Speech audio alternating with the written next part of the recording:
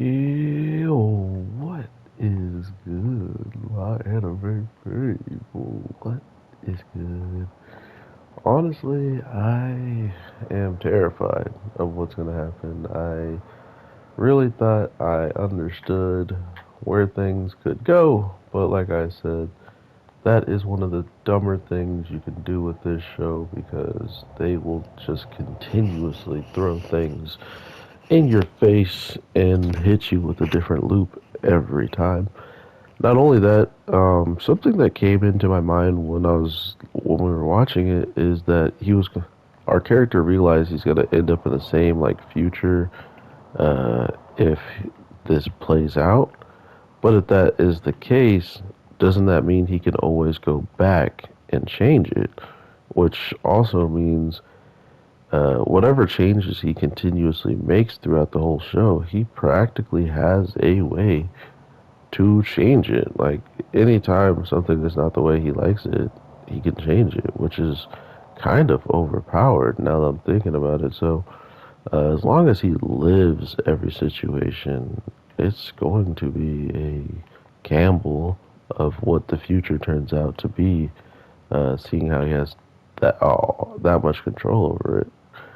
Overall, though, seeing Mikey still out of it and all the commotion that's just around him alone, with Mikey being such a key piece, he's like the king of chess. As soon as that king is completely surrounded and has no chance of actually getting away, you practically get checkmate. And that's how this 50 versus 1 ends up playing, with all 50 of them getting absolutely demolished to a point where there's a checkmate, but the true checkmate has already happened. And I guess Baji had some type of illness that maybe we didn't know about, because the stab wound we saw supposedly didn't even give us like the audience a chance to really think it was there, right? We could see it from, the perspective of when it first happened that it didn't look like no scratch. And then for it to then just disappear like he had no blood and stuff like that really made no sense unless we're just talking about, what the character they believed him to be. He's so strong that the wound healed in that certain amount of time or something, like in their eyes. But in actuality, there was a huge gash or something, or like stab wound, and he was just pushing forward and beat the crap out of 50 people. Um, yeah, I don't know. That's the type of stuff that's, still getting your boy a little bit heated. But of course, that's what this show wants. That's exactly how this show kind of plays along. And I can't wait to see why Baji went down the way that he did, why the switch of targets was switched so quickly from Mikey to Baji, and what does this guy with the glasses truly want? Because he said Baji was the only one who had beat him like before.